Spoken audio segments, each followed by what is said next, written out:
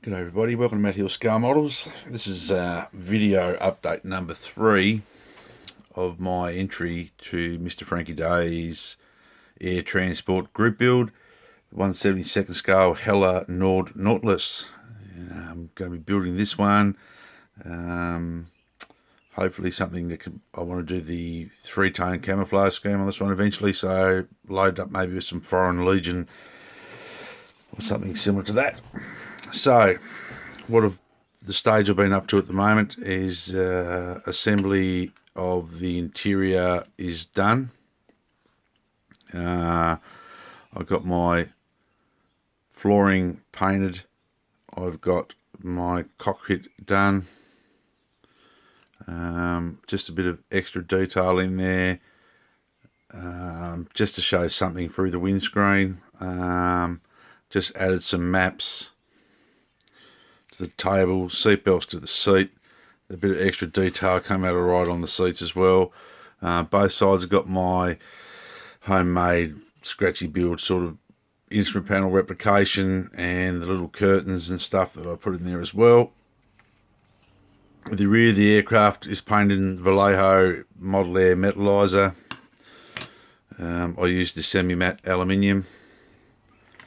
The over the top of first the interior was primed, and this stuff I don't use it that much if I'm going to be doing any masking, but on interiors and things it's all right. You won't have any problems with that coming off. You don't put any masking tape anywhere near it. I sort of just give the ribbing and texture a brown wash in the rear, just to replicate some dirt and dust from the environment that it's going to be in, like in Morocco or somewhere like that. I'm hopefully one of the old French colonies or something, Algiers. The timber's done. I hand painted all the brown veneer in there and gave it a wash of another good product which I can recommend to everyone is the Citadel shade Agrath Earth Shade. It's a really good wash. It's a lot better than, I think, in some situations than the Tamiya enamel washes. You just got to experiment with it to get it right. So that is done. The interior is done, ready to close up. Now I had a couple people ask me that I haven't put any weight in the front.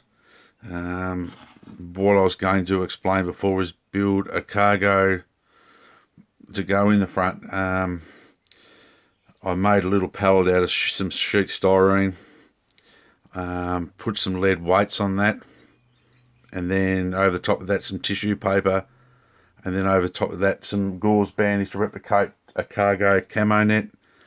Went over it with a mixture of white glue and water, and that sort of replicates my load. I've experimented with this one so far, guys, and it does work. It keeps the nose weight down, it keeps the nose down on the aircraft, so that'll be glued into there, painted up, and then I'll put some strapping over it out of some tape or some lead foil and paint that red or something, so it looks like some sort of strapping, or I worked it out. It does work.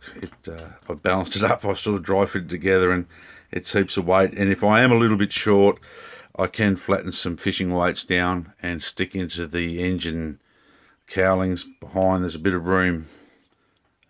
I'll show you a bit later. I got the back clamshell doors painted. Unfortunately, there's an ejector pin mark in there which I really couldn't get out without damaging some of the other detail on both sides. You'll see that injector pin mark.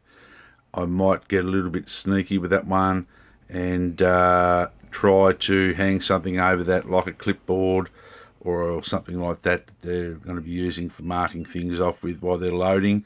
Try to hide that a little bit, and I'll work something out. There's a couple of spots there, but we'll do something with that once the aircraft is painted. And these bottom half, both on the clamshell door and the fuselage door, or inside the fuselage, will be painted red. I think that's just like a safety thing so they don't go driving forklifts into it. And I did manage to get most of the injection pin marks out of the landing gear world doors and the step. Because I do want to pose this sort of opened up as much as I can, sitting on a bit of tarmac. I have to,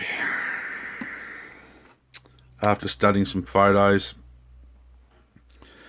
and let me get my little rude pointer. This is missing all the cooling fins behind it. There should be some staggered fins in behind there, part of the cooling system of the engine. They're missing, so I'm going to cut some styrene sheet. Once I get the right size for everything, I'll go around with my chopper that I've got, and I'll chop up a heap of them and just carefully glue them in. I think it's going to be worth the result of getting that done.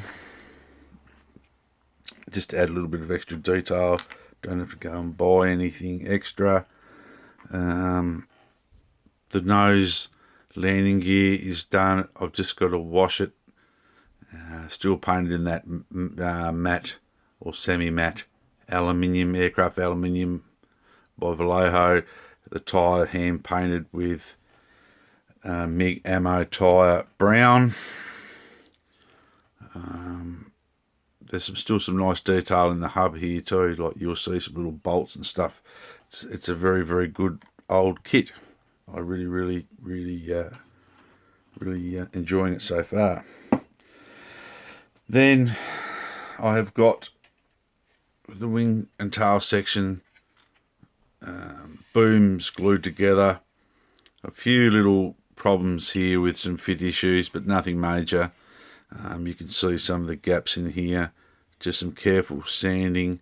If you're going to build this kit, I'd recommend to mask this area up with some masking tape, some nice, good, strong, thick masking tape, and then just carefully sand around it. Try not to lose some of this detail, because some of the detail in this kit's very, very nice, like the raised detail.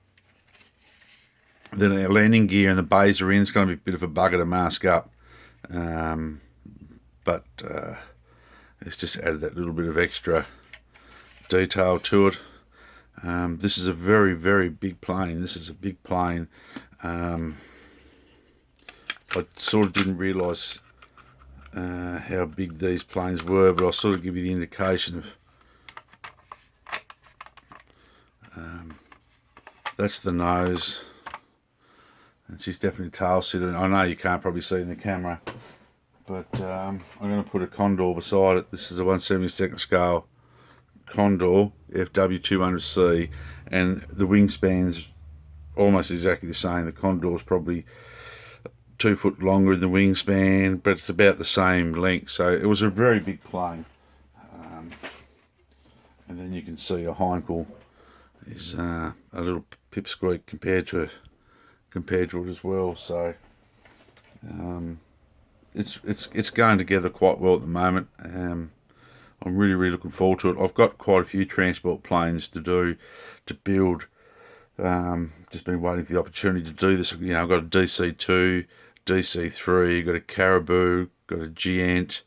I've got the flying boxcar. I've got a conversion for a short Sterling into a transport plane. I've got a civilian JU-86. I've got the V3 Condor 200 transport plane for VIP officials, etc, etc. So it's a really welcome break from fighter aircraft and bombers and everything like that. There's just something special about transport plane, the backbone of the whole military, isn't it, really? Without them, you wouldn't get to where you would go, and you wouldn't really be able to supply yourself, would you? So very important. And so really enjoying this. And yeah, the whole aircraft is really unusual, but a lot of fun to build.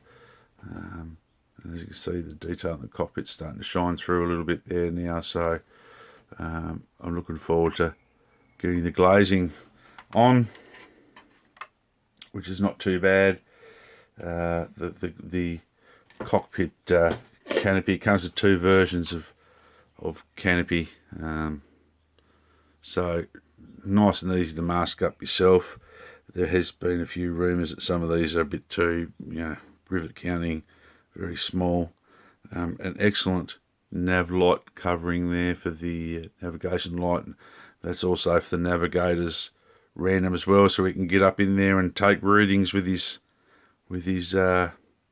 compass and find out where you're going in all costs. And there's some of the nose glazing there, and that's for the clamshell doors on the rear.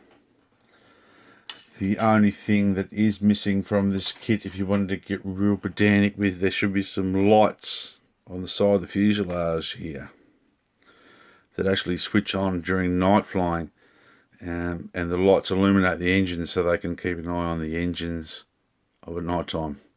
They can switch them on and check them and see if anything's not quite right. But that's it, guys. Thank you very much for watching. Another shout out to a channel that's done a bit is Doug Hainsley. Doug's finished his C130 build, so go and check out Doug's channel. Done a really good job with that, free-handed the camo. It looks really nice. I like what Doug's done to that one. So until next time, guys, be safe, model hard. God bless you all. Should have video number 4 by hopefully by the weekend, if we're not too busy then. Alright, guys, thanks for watching. Cheers.